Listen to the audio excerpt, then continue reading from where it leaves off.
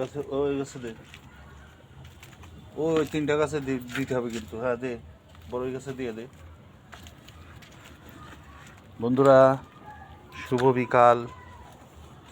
গাছের খাবার প্রয়োগ করতেছি।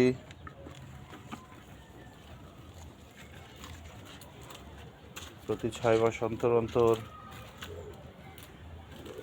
বা বৃষ্টির সিজন শেষে এগুলো দে, এটাতে দে, গরম চা গাছের গোড়া দে।